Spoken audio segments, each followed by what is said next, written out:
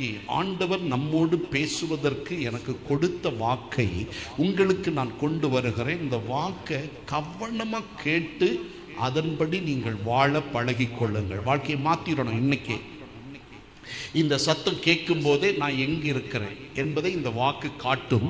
அதிலிருந்து நீங்கள் அப்படியே மாறி தேவ வசனத்திற்குள் உங்கள் வழியை மாற்றிக்கொண்டு எழும்பினார் ஆண்டவர் உங்களுக்கு செய்ய போகிற பலம் மிக பெரிதாயிருக்கும். ஆமேன் சொல்லுங்க. என்னோடு கூட பரிசுத்த வேதத்தை நோக்கி அப்படியே நாம் திரும்பும்படியாய் வேதத்திற்கு நேராக யாத்ராகமத்தின் புத்தகத்தை கையில் எடுத்துக்கொண்டு அதனுடைய 34ஆம் அதிகாரம் 10ஆம் வசனத்தை வாசிக்க கேட்போம். யாத்ராகமத்தின் புத்தகம் 34:10. அதற்கு அவர் இதோ நான் ஒரு உடன்படிக்கை பண்ணுகிறேன் பூமி எங்கும் எந்த ஜாதிகளிடத்திலும் செய்யப்படாத அதிசயங்களை உன் ஜனங்கள் எல்லாருக்கும் முன்பாகவும் செய்வேன். உன்னோடு கூட இருக்கிற ஜனங்கள் எல்லாரும் கர்த்தருடைய செய்கையை காண்பார்கள். உன்னோடு கூட இருந்து நான் செய்யும் காரியம் பயங்கரமாய் இருக்கும். ஆண்டவர் இந்த வசனத்தின் வாயிலாக நம்மோடு பேசுவதற்கு கொஞ்ச நேரம் நாம் அவருக்கு கொடுத்தபடியினால் அவர் இந்த வசனத்தின் வழியாக நம்மில் சிலருக்கு சில வாழ்க்கைக்கு தேவையான சில காரியங்களை தருவதற்காக அவர் விரும்புகிறார். இந்த உலகத்தில் நம்ம ஏன் இங்கே வந்திருக்கோம், ஏன் இந்த இடத்துல வந்திருக்கோம், ஏன் உலகத்தில் இருக்கிற மனிதர்கள் தெய்வ பாதத்தை தேடி போகிறார்கள், ஏன் ஆண்டவரின் உதவியை நாடுகிறார்கள் என்று கேட்டால் அதற்கு ஒரே ஒரு விடைதான் உண்டு. தெய்வம் உடன் இருந்து நடத்த வேண்டும் என்பதற்கு. நீங்கள் இங்கே ஏன் வந்திருக்கிறீர்கள் என்று சொன்னால் ஆண்டவர் என் கூட வரணும், என் கூட வாழணும், என்னோடு அவர் நடக்க வேண்டும். இந்த ஏக்கத்தில் தான் நாம் இங்கே கூடி வந்திருக்கிறோம். எத்தனை பேர் ஆமேன் என்று சொல்லுவீர்கள்? தெய்வத்தின் உதவியை நாடி ஏதோ ஒரு விதத்தில் ஒரு மாற்றம், ஏதோ ஒரு விதத்தில் ஒரு விடுதலை நமக்கு வேண்டும் என்பதற்காக ஆண்டவரை தேடி வந்திருக்கிற நமக்கு ஆண்டவர் சரி நீ விருப்பமானவைகளை என்னிடத்தில் கேள் என்று சொல்ல அவர் தாமதப்படுவதும் இல்லை, அவர் தாமதித்து சொல்லுவதும் இல்லை. அவர் நமக்கு அதை சொல்லுவதற்கு ஆசையோடு இருக்கிறார். ஆண்டவர் நம்மோடு கூட இருந்தால் ஒரு தெய்வீக இனிமை நம்முடைய வாழ்க்கையில் வரும். ஆமேன் சொல்லுங்க. நான் ஒரு விஷயத்தை முதல்ல சொல்லிவிட்டு தெய்வத்தின் அவசியத்தை உங்களுக்கு காட்டிவிட்டு அடுத்த பகுதிக்கு போயிடுறேன். இந்த பூமியில் ஒரு மனிதனுக்கு பல ஆசைகள் உண்டு. ஒரு புதிய வாட்சை பார்த்து விட்டால் எனக்கும் அது மாதிரி ஒரு வாட்ச் வாங்கணும்னு ஆசைப்படுகிறோம். இது நம்முடைய நேச்சுரல் சுபாவம். ஒரு நல்ல பொருளை கண்டுவிட்டால் எனக்கும் இப்படி ஒன்று வேண்டும் என்று நமக்குள் எண்ணம் தோன்றும். சரி, ஒரு வாட்சை வாங்கிவிட்டோம். ஒரு மோட்டார் சைக்கிளை பார்த்தோம், இதுபோல் எனக்கும் ஒன்று வேண்டும் என்று கேட்டு ஒரு மோட்டார் சைக்கிளை நம்ம வாங்கிவிட்டோம்.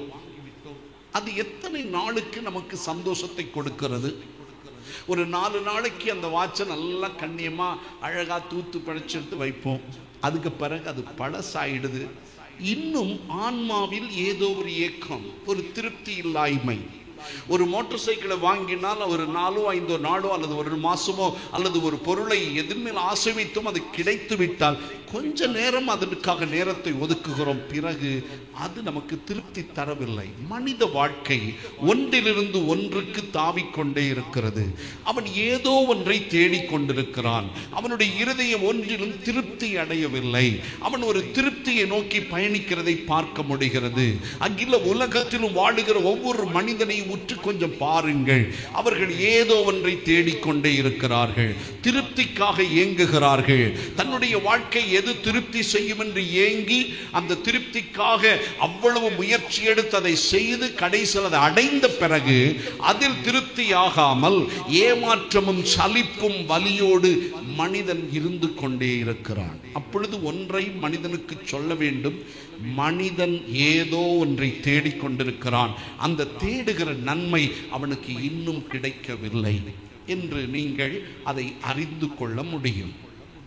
ஆனால் மனித படைப்பை கொஞ்சம் உற்று பார்த்தால் தெய்வம் மனிதனுக்கு ஒரு 3 கோணத்தில் அவனை உண்டாக்கி வைத்திருக்கிறார். அதாவது ஒரு மனிதனை பார்த்தால் அவனுக்கு 3 குணம் இருக்கிறது, 3 கோணம் இருக்கிறது.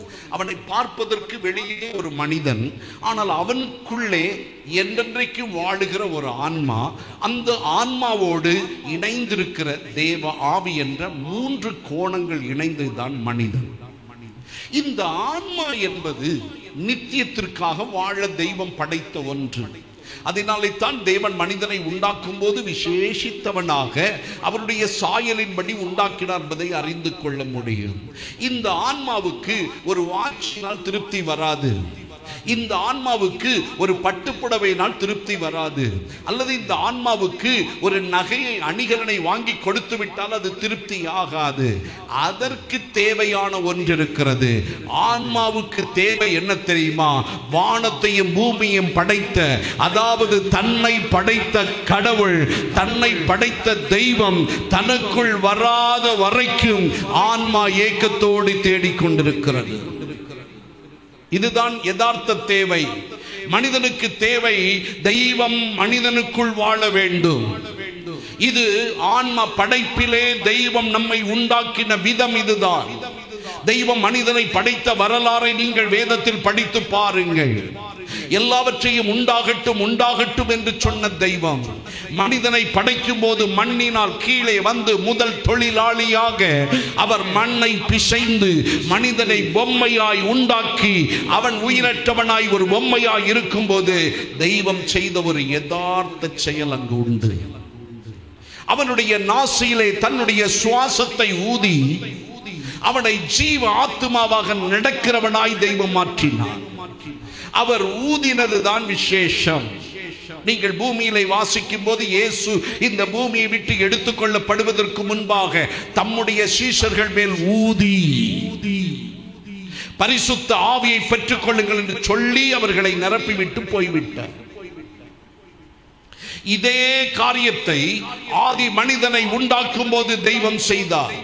அவனுடைய நாசியிலே தன்னுடைய சுவாசத்தை ஊதின போது அது அப்படி அவனுடைய நாசி வழியாக உள்ளே போய் டிராவல் பண்ணி ஒரு இடத்தில் அமர்ந்து கொண்டது. அது ஆன்மாவில் தெய்வம் வாழ்வதற்கான ஆலயமாக மாறி மனுஷனும் தெய்வமாய் வாழ்ந்து கொண்டிருந்ததுதான் ஆதி வரலாறு.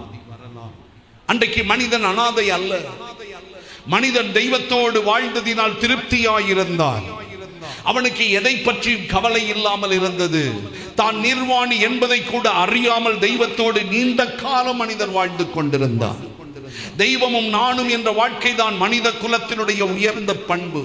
அந்த மகத்துவமான வாழ்க்கையை தெய்வம் தம்முடைய ஜனங்களுக்கு கொடுக்கத்தான் ஆண்டவர் மனிதனை இவ்வளவு விசேஷித்தவனாய் உண்டாக்கி ஆன்மாவில் தெய்வம் இருக்கும்படியான சூழலை கொடுத்து மனிதனை நன்றாய் நடக்க செய்து கொண்டிருக்கும் போது மனிதன் மீறி தேவ கட்டளைக்கு எதிர்த்து செய்ய தன்னை அர்ப்பணித்தவுடன் உள்ளே வசித்துக் கொண்டிருந்த தெய்வம் அவனை விட்டு வெளியேற வேண்டிய அவலத்திற்கு அவன் தள்ளப்பட்டு மனிதன் அன்று முதல் அனாதை ஆக்கப்பட்டான். ஒரு பாவத்தின் நிமித்தம் தெய்வம் மனிதனை விட்டு வெளியேறினார்.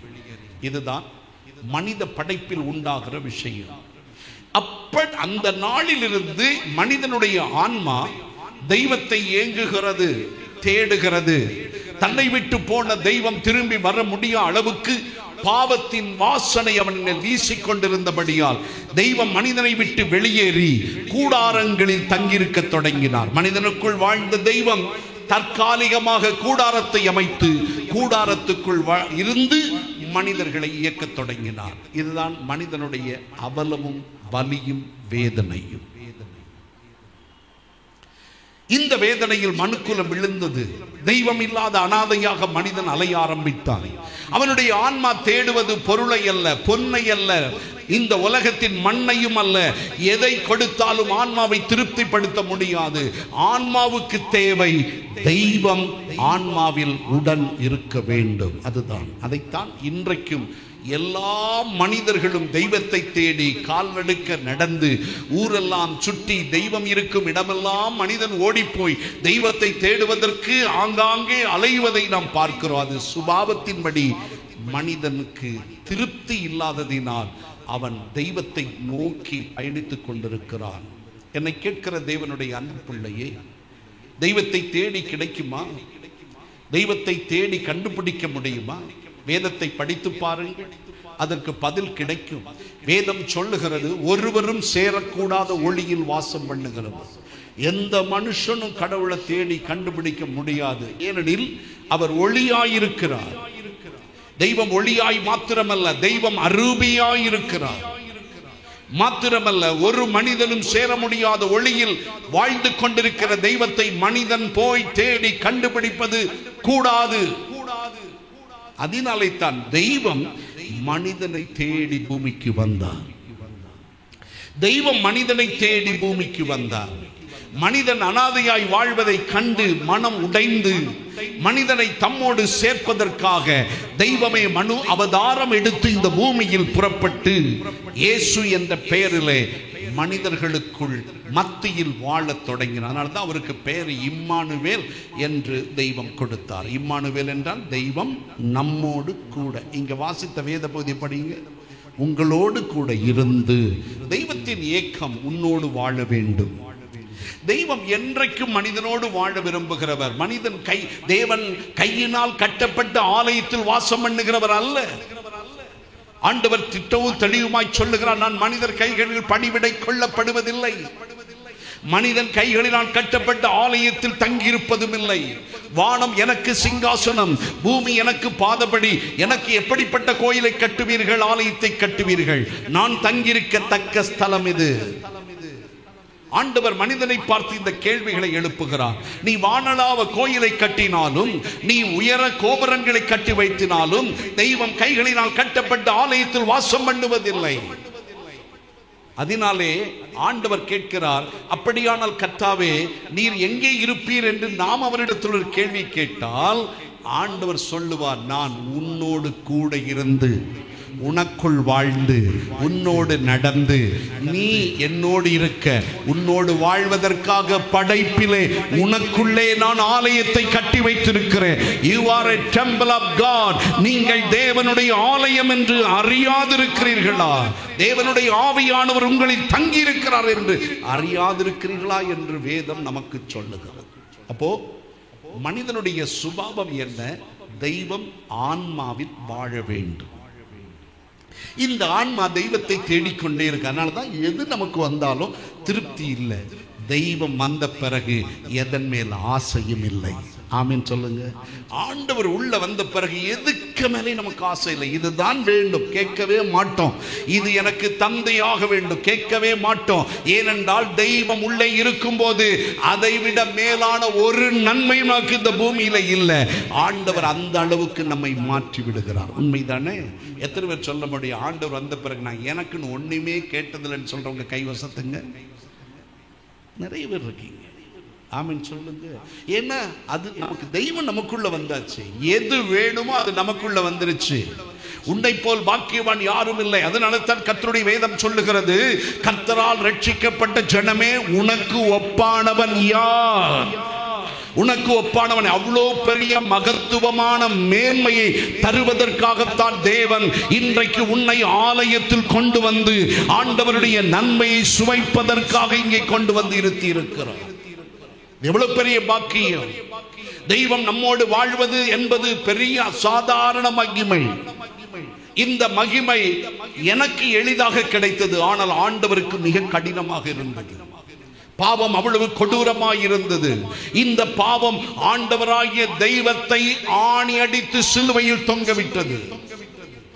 வானத்தை பூமியும் படைத்த தெய்வத்தையே பாவம் விடவில்லை.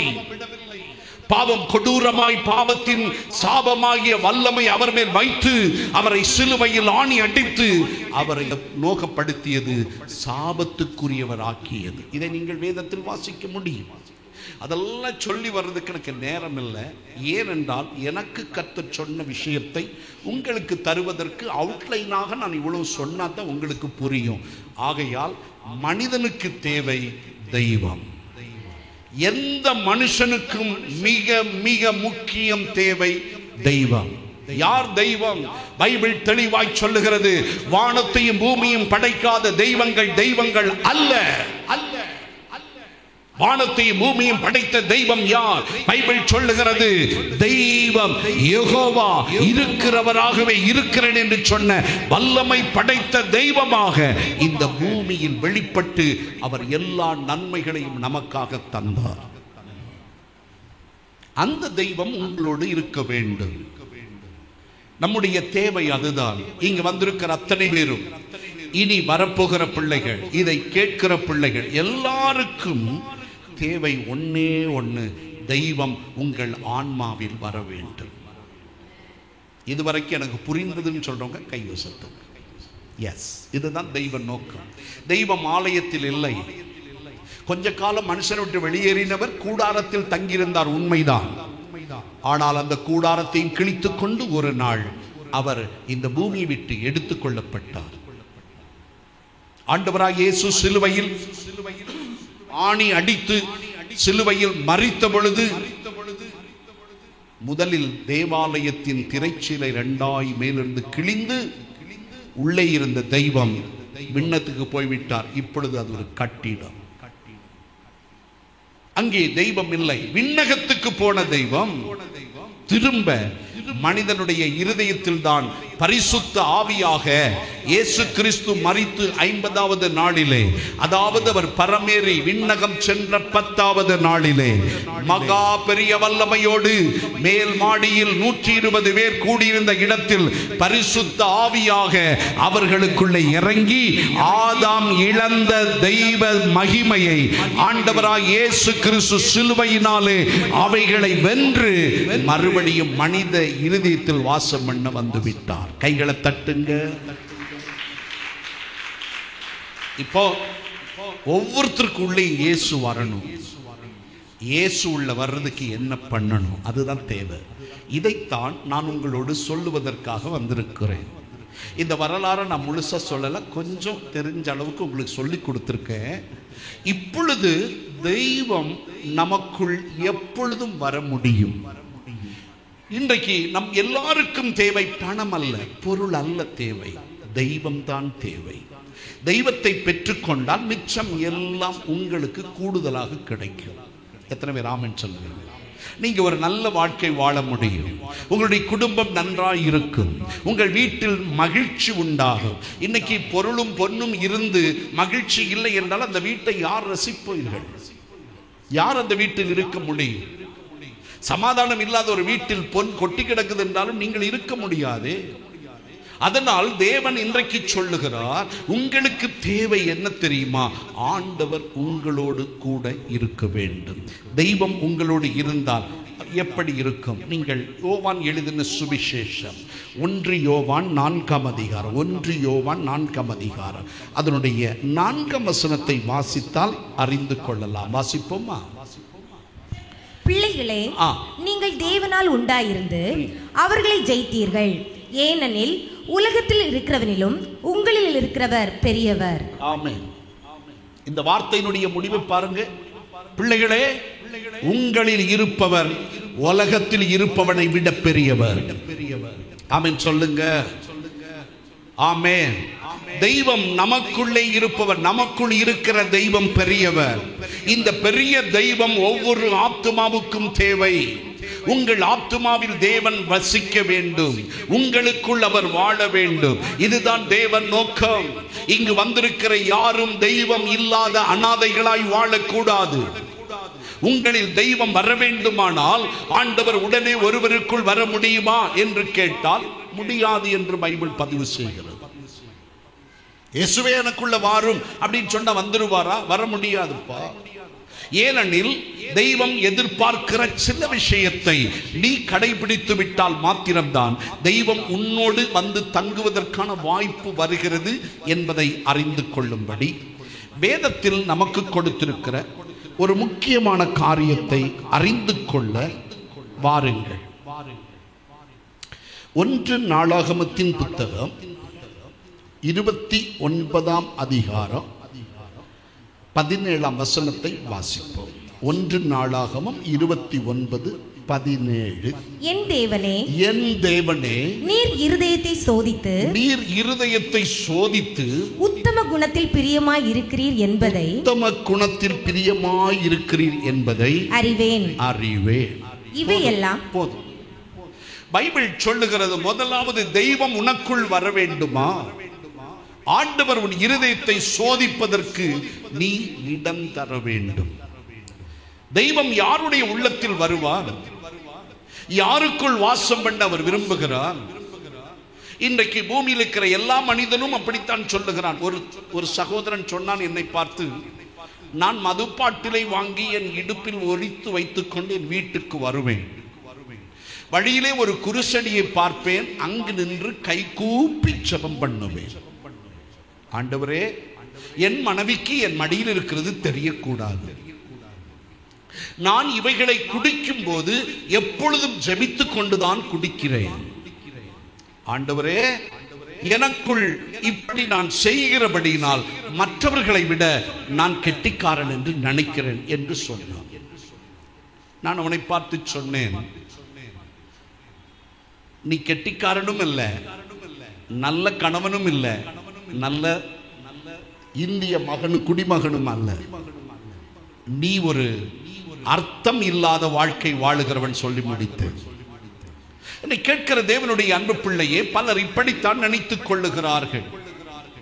இந்த பூமியில் ஜெபிக்காத ஒருவன் இருக்க முடியாது என்று தான் நான் கணிக்கிறேன். காலையில் எழும்பும் போது, ஆண்டவரே என்னை பார்த்துக் கொள்ளும் என்று ஜெபிக்காத மனிதர் இருக்க மாட்டாள் என்பது என்னுடைய கணிப்பு. ஒருவேளை அவை கூட இல்லாமல் இருந்திருக்கலாம்.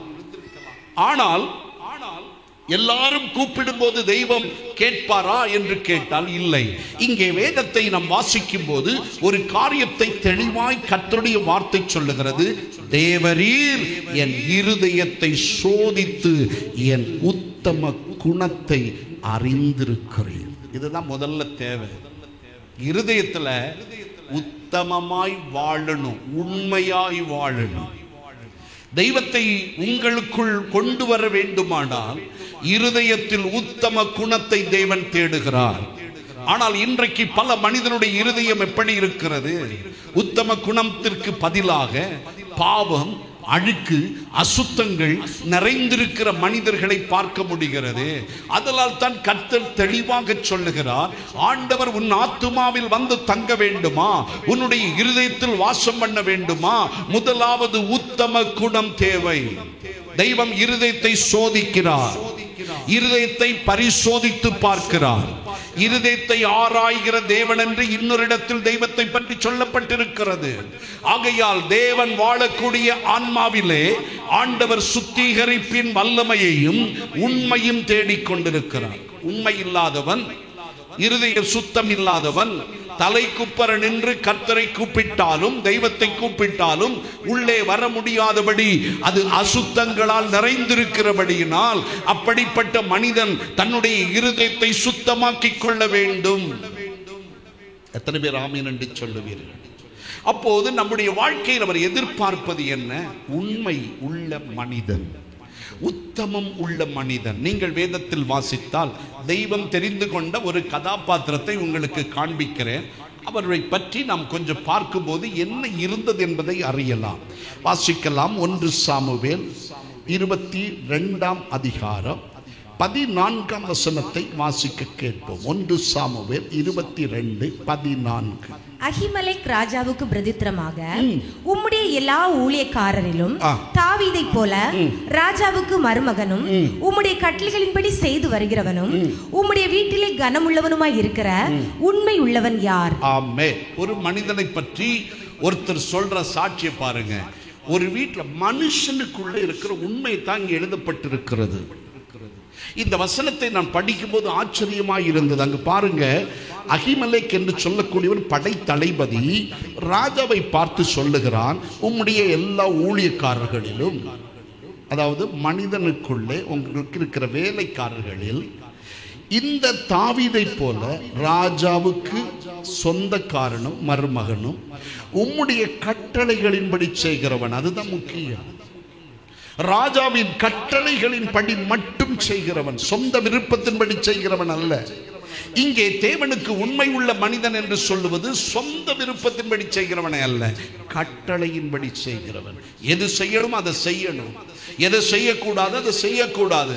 அந்த அர்ப்பணிப்புடைய ஒரு மனிதனுடைய இருதயத்தை பைபிள் பரிசோதித்து அறிகிறது. கட்டளைகளின்படி நடக்கிறவன் மாத்திரமல்ல, உம்முடைய வீட்டிலே கனமுள்ளவன், எல்லா இடத்திலும் உண்மை உள்ளவன். அப்போ நம்முடைய இருதயம் எப்படி இருக்கணும்? சொந்த விஷயத்தை அல்ல செய்வது, மனமும் மாமிச விரும்புகிறபடி அல்ல. ஒரு அமைப்பை பற்றி சொல்லும் போது அமைப்பில் இருக்கிற கட்டளைக்கு கீழ்ப்படிந்து, அங்கிருந்து என்ன ஆர்டர் பிறக்கிறதோ அந்த ஆர்டருக்கு அடிபணிந்து அதுல உண்மையாயிருந்து அதன்படி செய்கிற மனுஷன் உண்மை உள்ளவன் யார்? அப்போ தெய்வம் ஒரு மனிதனுடைய உள்ளத்தில் வசிக்க வேண்டுமானால் நம்முடைய இருதயத்தின் உண்மை மிக அவசியம்.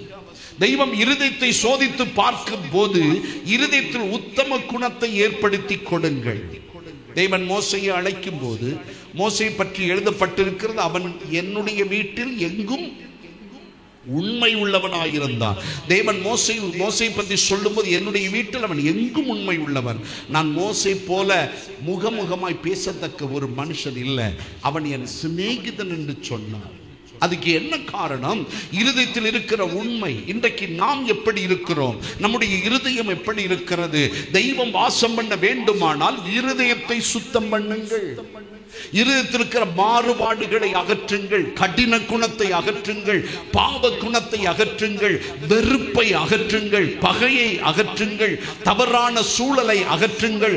இருதயத்தில் இருக்கிற ஆக்ரோஷங்களை மாற்றி இருதயத்தை உண்மை குணத்திற்கு கொண்டு வரும்போது தெய்வம் இருதயத்தில் பிரியப்படுகிறார். அப்போ அதுல நமக்கு ஒரு வேலை இருக்கு, ஒரு பெரிய ப்ராசஸ் இருக்கு. இருதயத்தை திருப்பத்தக்கவன் யாருன்னு இன்னொரு இடத்துல கேட்குது. இருதயமே மகா கேடுள்ளது, மகா திருக்குள்ளது, அதை திருப்பத்தக்கவன் யார்?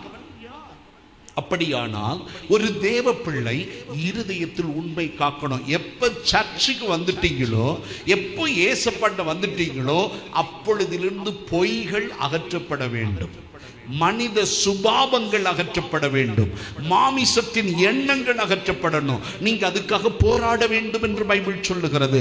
ரத்தம் சிந்தத்தக்கதாக பாவத்துக்கு எதிராக போராடவில்லையே அப்படின்னு இன்னொரு இடத்துல கேள்விகள் கேட்கிறது. ஆகையால் உன்னை சுத்தம் பண்ணி கொள்வதுதான் தெய்வம் வாழ்வதற்கு வருவதற்கான துவக்கம். எத்தனை பேர் ஆமீன் சொல்ல முடியும்? பக்கத்துல கையை பிடிச்சு சொல்லிருங்க, இருதயத்தை மாற்றிக்கொள். நல்ல செய்தி நீங்க சொல்றீங்க. அம்மா பிள்ளைக்கு சொல்லணும் இருதயத்தை மாற்றிக்கொள், பிள்ளை அம்மாவுக்கு சொல்லணும் இருதயத்தை மாற்றிக்கொள். இருதயம் மாறாவிட்டால் தெய்வம் உள்ளே வரமாட்டார். தெய்வத்தை ஏமாத்தலாம் நம்ம. இருதயம் மாத்தாம நல்ல பிள்ளை மாதிரி சேர்ல உட்கார்ந்துக்கலாம். ஆனா கர்த்தர் வரும்போது கைவிடப்படுவோம், அவ்வளவுதான். ஆண்டவருடைய வருகையில் நீ காணப்பட மாட்டாய். பொய்யோடு வாழ்கிறான், பொய்யாகிய பிசாசோடு தான் இருப்பான். உண்மைக்காய் போராடுகிறவன் நித்தியமுள்ள தெய்வத்தோடு வாழ்வான். அப்போ நம்முடைய வாழ்க்கையில் இன்றைக்கு ஆண்டவர் உங்களுக்கு கொடுப்பதற்கு எனக்கு சொன்ன காரியம், நீ உண்மையா இருக்கிறியா இல்லையா? உன்னுடைய வாழ்வு எப்படி இருக்கிறது? தெய்வம் உன்னை பயன்படுத்த வேண்டும். நீ இந்த பூமியில் ஒரு நாடோடி அல்ல, நீ ஒரு அனாதை அல்ல, நீ என்னால் தெரிந்து கொள்ளப்பட்டவன். நீ எனக்கு வேண்டும், என்னுடைய சட்டத்திட்டங்களின்படி நடக்க வேண்டும். நீ உண்மையா இருந்தால் நான் உன்னோடு இருப்பேன். அப்போ இருதயத்தை சுத்தம் பண்ணுங்கள், மாமிசத்தை சீராக்கி உங்களுடைய இருதயத்தை வேத வசனத்தினால் கழுவி வேதம் உங்களுடைய வாழ்வாக மாறட்டும். அதுதான் நம்முடைய முதல் வேலை. ஒவ்வொரு தேவ பிள்ளையும் சர்ச்சுக்கு வர்றோம்னா நீங்க பைபிள் படிக்கணும். இங்க வந்த சிஸ்டம் எல்லாம் வேற. ஆமென். நீங்க உலகத்தோட இருக்கும்போது சர்ச்சுக்கு வராம உங்க மனம் போல வாழ்ந்த வேளை உங்க சிஸ்டமே வேற. எப்ப படுக்க போவீங்கன்னு யாரும் உங்களை கண்டிஷன் தரமாட்டாங்க. ஆனா தேவனுக்குள் வந்தால் அந்த வாழ்க்கை சிஸ்டமேட்டிக்கான வாழ்க்கை, கண்டிப்புள்ள வாழ்க்கை. பைபிள் படித்தே ஆக வேண்டும். வீண் காரியத்தில் தலையிடக்கூடாது. அப்படி வீண் காரியத்தில் நீ தலையிட்டால் அவனுக்கு ஒரு பெயர் சொல்லுது, ரோட்ல போற நாயை காதை பிடிச்சு இழுக்கிறவன் அர்த்தம். அது சும்மா விடுமா? அதுகிட்ட கடி வாங்கி ஏன் கஷ்டப்படணும்னு பைபிள் சொல்லுது. உன் இருதயத்தை பொல்லாப்பற கழுவு, உன்னை சுத்தம் பண்ணு. தேவை என்ன? ஆண்டவர் எனக்கு தேவை. இந்த பூமியின் பொன்னும் மண்ணும் அல்ல எனக்கு தேவை. எனக்கு தேவை படைத்த தெய்வம். படைத்த தெய்வம் எனக்குள் வர நான் என்ன செய்ய வேண்டும்? ஒவ்வொரு மனிதனும் கேட்க வேண்டிய கேள்வி, அதற்கு எத்தனை மணி நேரம் முழங்கால் படியிட வேண்டும், எவ்வளவு நேரம் காத்திருக்க வேண்டும், எத்தனை நிமிடங்கள் காத்திருக்க வேண்டும் என்பதை ஆண்டவரிடத்தில் கேட்கணும். கிட்டத்தட்ட 400 மணி நேரம் 500 மணி நேரம் நான் கண்டினியூவா நிக்கணுமா? தயாராகணும். நீ உன்னுடைய வழியை செம்மைப்படுத்து. ஆண்டவருக்காக எழும்ப உன்னுடைய வழியை மாற்று. ஆவியானவருடைய பலனை வாங்கிக் கொள்ள வேண்டுமானால் தேவ சமூகத்தில் காத்திருந்து இருதயம் சுத்திகரிக்கப்பட வேண்டும். உண்மை உள்ளவனாய் மாற வேண்டுமானால் தேவ சமூகத்தை போல ஒரு மனிதனை உண்மையாய் மாற்றுவதற்கு பூமியில் வேறு எதுவும் இல்லை. எத்தனை பேர் ஆமீன் என்று சொல்லுவீர்கள்? நான் உனக்கு போதித்து நடக்கும் பாதையை காட்டிடுவேன். உன்மேல் என் கண்ணை வைத்து ஆலோசனைகள் சொல்லிடுவேன். நான் உனக்கு போதித்து நடக்கும் பாதையை காட்டிடுவேன். உன்மேல் என் கண்ணை வைத்து ஆலோசனைகள் சொல்லிடுவேன். பயப்பட வேண்டாம், பயப்பட வேண்டாம், நான் உனக்கு துணை நிற்கிறேன். கலங்கிட வேண்டாம், கலங்கிட வேண்டாம், நான் உனக்கு சகாயம் செய்வேன். பயப்பட வேண்டாம், பயப்பட வேண்டாம், நான் உனக்கு துணை நிற்கிறேன். கலங்கிட வேண்டாம், கலங்கிட வேண்டாம், நான் உனக்கு சகாயம் செய்வேன். ஹல்லேலூயா, ஹல்லேலூயா, ஹல்லேலூயா, ஹல்லேலூயா, ஹல்லேலூயா, ஹல்லேலூயா, ஹல்லேலூயா. ஆமென். ஆண்டவர் நம்முடைய வாழ்க்கைக்குள்ளே வருவதற்காக பிரயாசப்படுங்கள். அதுக்காக நம்முடைய இருதயத்தை சுத்தம் பண்ணணும். பைபிள்ல நமக்கு என்ன சொல்லப்பட்டிருக்கிறது வாசிக்க கேட்போம். ஆதியாகமத்தின் புத்தகம் 17ஆம் அதிகாரம் 1ஆம் வசனம். ஆண்டவர் ஒரு மனிதனிடத்தில் சொல்றது கேட்கிறது என்ன? வாசிப்போம். ஆபிரகாம் 99 வயதான போது, ஆபிரகாம் 99 வயதான போது கர்த்தர் ஆபிரகாமுக்கு தரிசனமாகி, கர்த்தர் ஆபிரகாமுக்கு தரிசனமாகி, நான் சர்வ வல்லமை உள்ள தேவன், நான் சர்வ வல்லமை உள்ள தேவன், நீ எனக்கு முன்பாக நடந்து கொண்டு, நீ எனக்கு முன்பாக நடந்து கொண்டு உத்தமனாயிரு, உத்தமனாயிரு. ஆண்டவராகிய தேவன் ஒரு மனுஷனை பார்த்து சொன்னார் பாருங்க. தரிசனத்துல வந்து சொல்றாரு. அன்னைக்கு பைபிள் இல்லை, பைபிள் இல்லை, வேதம் இல்லை. ஆண்டவர் நேரடியா மனுஷன்கிட்ட வந்தாரு. எப்பா, நான் உன் கூட இருக்கணும்னா நீ உத்தமனா இருக்கணும். உன் இருதயத்தை செம்மைப்படுத்திக்கோ. நீ எனக்கு முன்பாக உத்தமனாயிரு. அவருடைய குவாலிட்டி சொல்றாரு. ஆண்டவருடைய குவாலிட்டி, நான் சர்வ வல்லமை உள்ள தேவன், நான் ஆல்மைட்டி காட், நான் சர்வ வல்லமை உள்ள தேவன், எனக்கு முன்பாக நீ உத்தமனாயிரு. ஆண்டவர் அந்த குவாலிட்டியை சொல்லி மனிதனை நடக்க சொல்லுகிறார். அவன் அப்போதிலிருந்து தன்னை சுத்திகரித்துக் கொண்டு, நீங்க பைபிளை படிச்சீங்கன்னா நிறைய விஷயத்தை சுத்தம் பண்ணி தன்னை உத்தமனாக்கி கொண்டதை பைபிள் நமக்கு காட்டுகிறது. இந்த நேரத்தில் நம்முடைய இருதயம் தான் நமக்கு தேவை. நீ உண்மை இல்லாத வரைக்கும் தெய்வம் உனக்குள் வர முடியாது. உங்ககிட்ட ஒரு பொய், ஒரு தவறான வாழ்க்கை, ஏதோ ஒரு குற்றச்சாட்டான வாழ்க்கை நீ வைத்துக்கொண்டு ஆண்டவரே எனக்குள்ளே வாரும் என்று சொன்னால் வர முடியாது. தெய்வத்தால் வர முடியாது. நீ உன்னை மாற்றிக்கொள்ளாமல் வர முடியாது. நீ உன்னை தகுதிப்படுத்திக் கொள்ளாமல் வர முடியாது. ஆண்டவர் உனக்குள்ளே தங்கியிருப்பதுதான் தேவை. ஒரு மனிதனுடைய தேவை பொன்னோ வெள்ளியோ பணமோ பொருளோ அல்ல. தெய்வம் அவனுடைய ஆன்மாவில் வந்துவிட்டால் அந்த ஆன்மா இளைப்பாற தொடங்குகிறது. சகல விதமான கண்ணீர் மறைகிறது.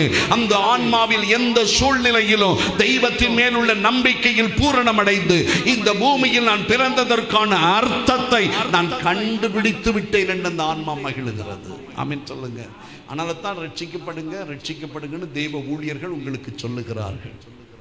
மனம் திரும்பாமல் தெய்வம் உள்ளே வர முடியாதம்மா. நீ உண்மையா இருக்காம ஏதோ இது கடமை, இங்க போனா எனக்கு ஒரு சுகம் கிடைக்கும், ஒரு அற்புதம் நடக்கும், நான் நல்லா இருக்கிறான்னு நீ வந்திருக்கலாம். ஆண்டவர் சொல்றார், அஞ்ஞானி அல்ல நீ என் பிள்ளை.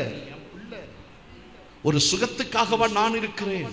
உன்னை என்னோடு பரலோகம் கொண்டு போவதற்கல்லவா இவ்வளவு தியாகம் செய்தேன், இவ்வளவு கஷ்டப்பட்டேன், இத்தனை உபத்திரம் அனுபவிச்சேன், காரி துப்பப்பட்டேன், முகத்தில் காரி துப்பினார்கள், என்னுடைய தாடை ரோமத்தை பிடித்து இழுத்து என்னை வேதனைப்படுத்தினார்கள். எவ்வளவு என்னை வேதனைப்படுத்த முடியுமோ அத்தனை வேதனைக்கும் உள்ளாக்கப்பட்டது எதற்காக? உன்னை என்னோடு சேர்த்து வைத்துக் கொள்ள. நீ உன் இருதயத்தை கழுவணும், இருதயத்தை கழுவணும், உண்மை இருக்கான்னு பார்க்கணும். நீ உங்க அம்மா அப்பாவுக்கு உண்மையா இருக்கணும், ஆசிரியருக்கு உண்மையா இருக்கணும், உன்னை நடத்துகிற நபர்களுக்கு உண்மையா இருக்கணும், ஊழியத்தில் நீ உண்மையா இருக்கணும், சபையில் உண்மையா இருக்கணும். எல்லா இடத்திலும் உண்மை உண்டாக உண்மையானால் தெய்வத்தின் இருதயம் மகிழும். ஆமென் சொல்லுங்க. இன்னைக்கு அதுக்காக தான் நீ பிரயாசப்படணும். ஆண்டவரோடு இணைந்து நிற்க வேண்டும். நாம் இந்த பூமியில் இப்படியே வாழ்ந்து அப்படியே போகிறவங்க அல்ல.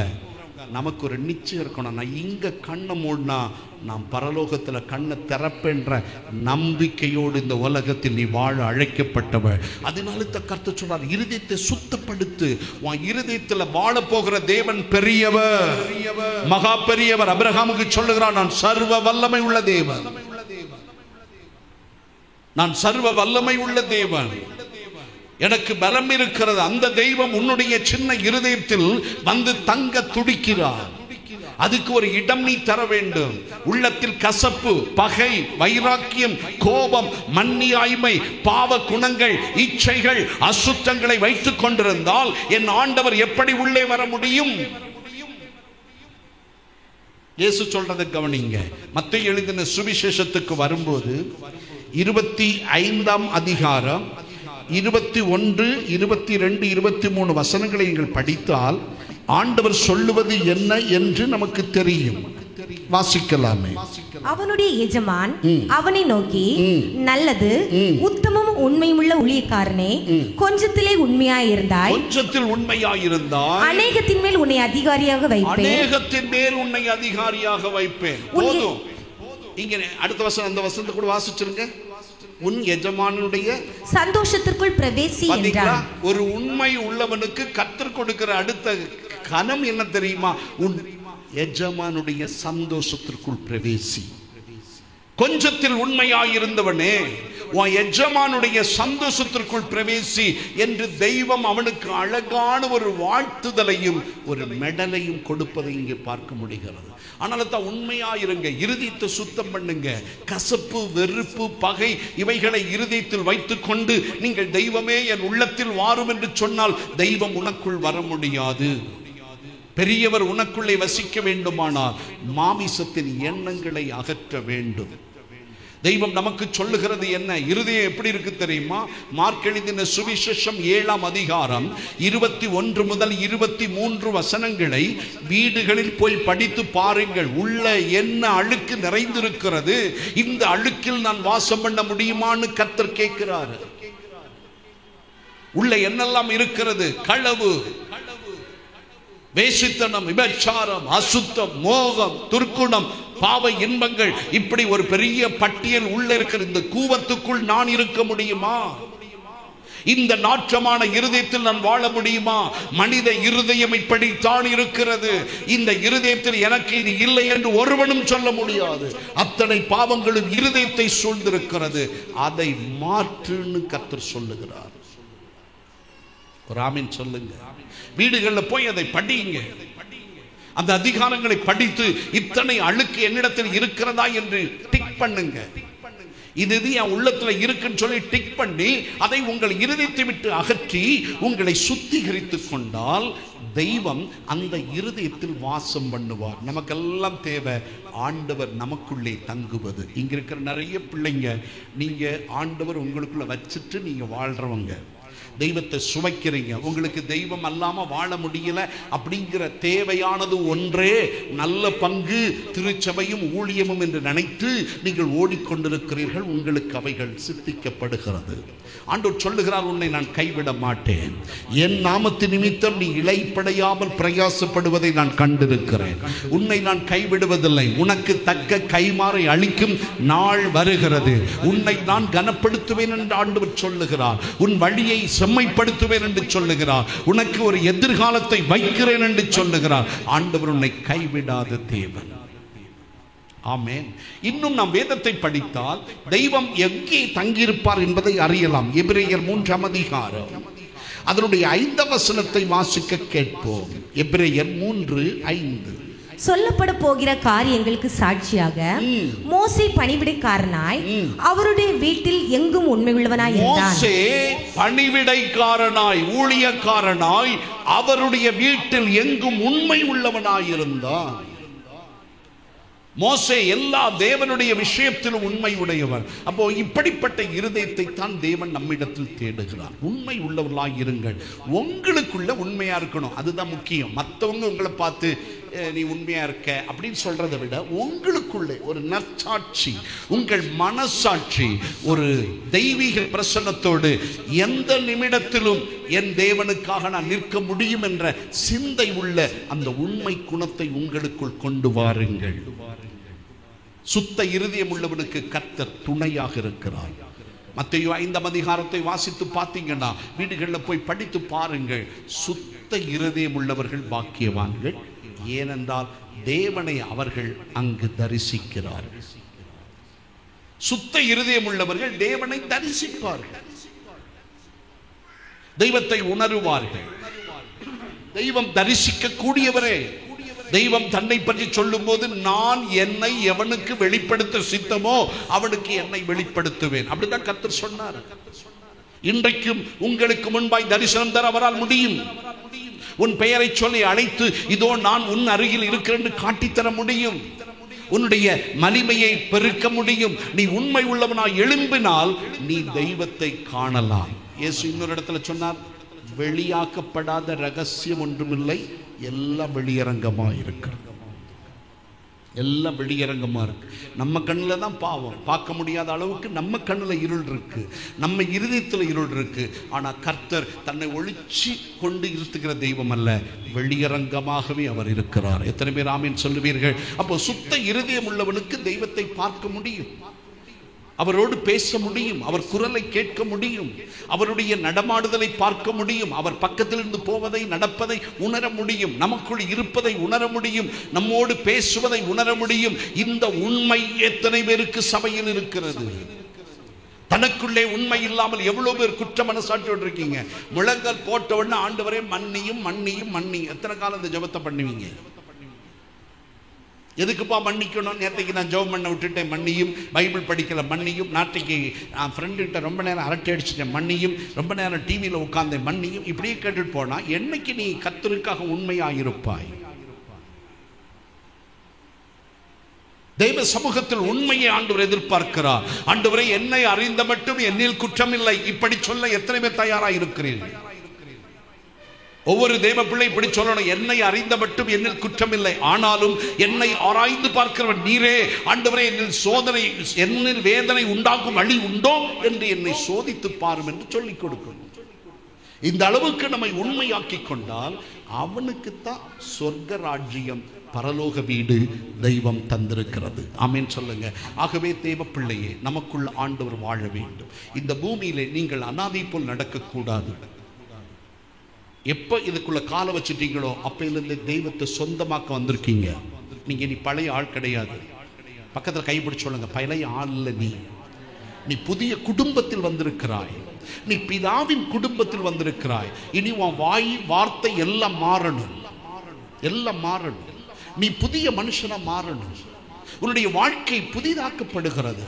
உனக்கு தெய்வம் தந்திருக்கிற மகத்துவம் அவன் பக்கத்து வீட்டுக்கு கொடுக்கல. நான் அடிக்கடி நினைப்பேன், எங்க வீட்டில் இந்த பாக்கி எனக்கு வர நான் தகுதியே கிடையாது. ஏன்னா எங்க வீட்டில் இருக்கிற அத்தனை பேர்ல ஒஸ்ட் நான் மட்டும். ஆமென். அப்படிப்பட்ட எனக்கு இந்த பாக்கி எப்படி வந்தது? எல்லா பிள்ளைகளும் நல்ல பேர் வாங்கினவங்க. ஆனா தெய்வம் எனக்கு அதை தந்தார் என்றால் உங்களுக்கு தரமாட்டாரா? ஆமென் சொல்லுங்க. இந்த பாக்கியம் உங்களுடைய வாழ்க்கையில் ஏன் வராது? நிச்சயமா வரும். இருதயத்தை சுத்தம் பண்ணு. உண்மையான இருதயம் வாங்கி உன் இருதயத்தை மாற்று. இருதயத்தின் ஆழத்தில் உண்மை வை. சொல்வதும் செய்வதும் உள்ளதை உள்ளதென்றும் இல்லதை இல்லதென்றும் சொல்லக்கூடிய பண்புக்கு உன் நாவை உன் இருதயத்தை மாற்று.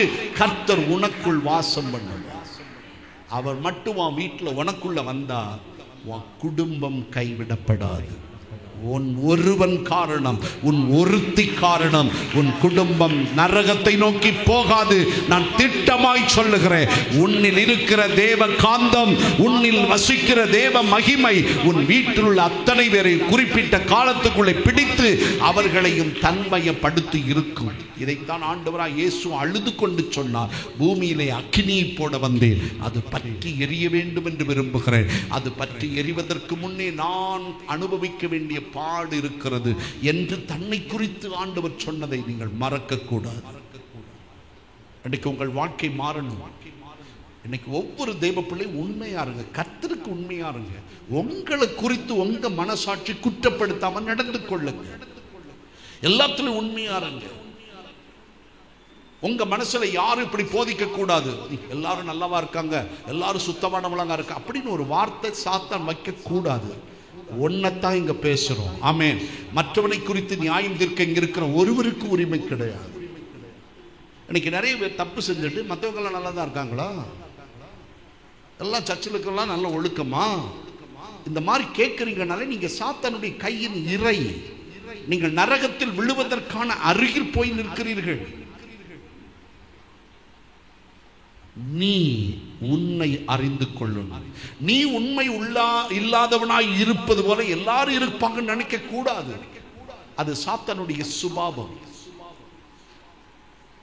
ஒவ்வொரு தேவ பிள்ளையும் உண்மையாய் வாழுங்கள், வேதத்தின்படி நடவுங்கள். ஒரு அதிகாரத்தை படித்தால் அந்த அதிகாரத்தில் உன்னை குறித்து என்னென்ன சொல்லப்பட்டிருக்கிறது அதையெல்லாம் நீ கவனமாய் கேட்டு உன் வழியை செம்மைப்படுத்திக் கொண்டால் தான் நீ ஒரு வெற்றி உள்ள வாழ்க்கை வாழ முடியும். அந்த அனுபவத்தை நீங்க திருப்பிக் கொள்ளணும்.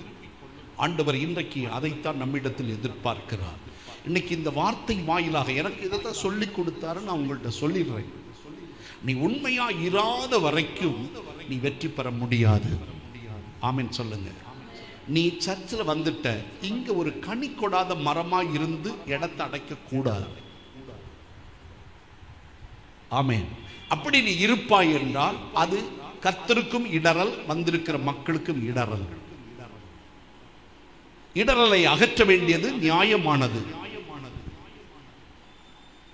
அப்போ நம்முடைய வாழ்க்கை எப்படி இருக்கணும், ஒரு தேவ பிள்ளை எப்படி வாழணும், எப்படி நடக்கணும், எப்படி ஜீவிக்கணும் என்பதை நன்கு அறிந்து நாம் வைத்திருக்க வேண்டும்.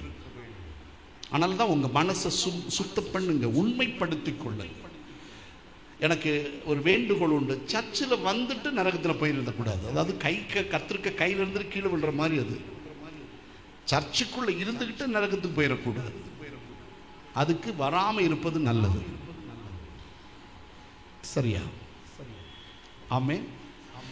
என்னை கேட்கிற தேவனுடைய அன்பு பிள்ளைகளே, ஆண்டவர் நமக்கு சொல்லுகிற இந்த பாடத்தை தெளிவாய் அனுபவித்துக் கொண்டு உண்மையாய் வாழுங்கள், எல்லாவற்றிலும் உண்மையாய் வாழுங்கள். 1 கொரிந்தியர் 5ஆம் அதிகாரம் 8ஆம் வசனம் இப்படி சொல்லுகிறது, ஆதலால் பழைய புளித்த மாவோடே அல்ல, துர்க்குணம் பொல்லாப்பு என்னும் புளித்த மாவோடும் அல்ல, துப்பரவு உண்மை என்னும் புளிப்பில்லாத அப்பத்தோடு பண்டிகை ஆசரிக்க கடவோ.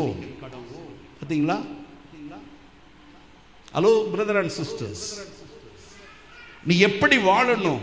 துப்புரவு, உண்மை. இந்த ரெண்டு மேன்மையும் உன்னுடைய வாழ்க்கையில் இல்லாவிட்டால் ஆண்டவர் உன்னோடு வந்து தங்க முடியாது. இந்த வார்த்தைகளின் வழி நாம் எச்சரிக்கப்படணும்.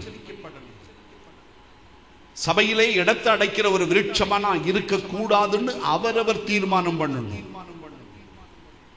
இங்கே ஒருத்தரை குறித்து ஒருத்தர் டிசைட் பண்ண இங்கே யாருக்கும் உரிமை இல்லை. அவரவர் உங்களை ஆராய்ந்து பார்த்து வேதனை உண்டாகும் வழி உண்டோ என்று உங்களில் இருந்து நீங்கள் சோதித்து மாறிக்கொள்ள வேண்டும். இந்த உண்மையை தெய்வம் எதிர்பார்க்கிறார். இந்த உண்மை இல்லாதவனுக்கு கர்த்தர் துணை இல்லை, உத்தமனுக்கு கர்த்தர் துணை. ஆண்டவர் இன்றைக்கும் நம்மோடு இருந்து நம்முடைய வாழ்க்கையை மேன்மைப்படுத்த உண்மை உள்ளவராய் இருக்கிறபடியால் இந்த தெய்வம் நமக்குள் வாழ வேண்டும். எத்தனை பேருக்கு இவர் வேணும்? அல்லேலூயா. நான் கேட்கிறேன், ஆல்ரெடி எனக்குள்ள ஆண்டவர் வந்து விட்டான்னு சொல்றவங்க கைவசம். நீங்க தான் பாக்கியவான். சரி, இன்னும் வராதவங்க இருக்கு, நீங்க பயப்பட வேண்டாம். நீங்க கரெக்டான இடத்துல வந்துட்டீங்க, ரொம்ப பக்கத்துல வந்துட்டீங்க. ஆண்டவர் உங்களுக்குள்ள வர்றதுக்கு இந்த வாரம் இந்த கூட்டத்தை முடிச்சுட்டு அடுத்த வாரம் நீங்க வரும்போது கர்த்தரை சுமந்து கொண்டு வரலாம். அவ்வளவுதான். அவ்வளவு ஈஸியாக்கி வச்சிருக்கார் கர்த்தர். நீங்க முயற்சித்தால் இந்த வாரம் தெய்வம் இல்லாம நீ உள்ள வந்திருக்க, அடுத்த வாரம் தெய்வத்தை சுமந்து கொண்டு வரும் அளவுக்கு எளிதாக்கப்பட்டிருக்கிறாய். அவ்வளவு அருகில் வந்திருக்கிறாய். ஆகையால் நீ முயற்சித்தால் இன்றைக்கு அந்த தெய்வத்தை காணலாம். ஒரு பேட் நியூஸை சொல்றேன்.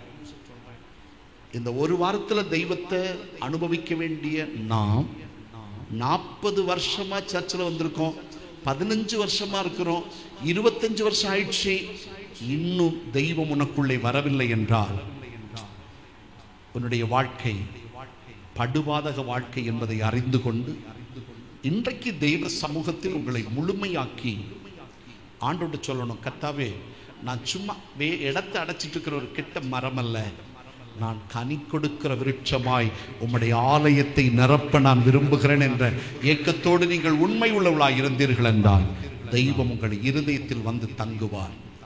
இதை போல சந்தோஷம் பூமியில இது தெய்வம் இருதயத்தில் வந்தவுடன் ஆன்மாவுக்கு இருக்கிற ஒரு பூரண திருப்தி. எது வேண்டுமோ அது எனக்கு வந்து விட்டது. அதுக்கு பிறகு அந்த ஆன்மா சொல்லும், எது மேலே எனக்கு நாட்டம் இல்லை, என் கண்ணும் எண்ணமும் மனமும் பரலோகத்தை நோக்கியே இருக்கிறது என்று. அதன் பிறகு இந்த உலகத்தில் உள்ள ஏத்திலும் இந்த ஆன்மா நாட்டம் வைக்காது. இதுதான் நாம் அறிந்து கொள்ளக்கூடிய சத்தியம்.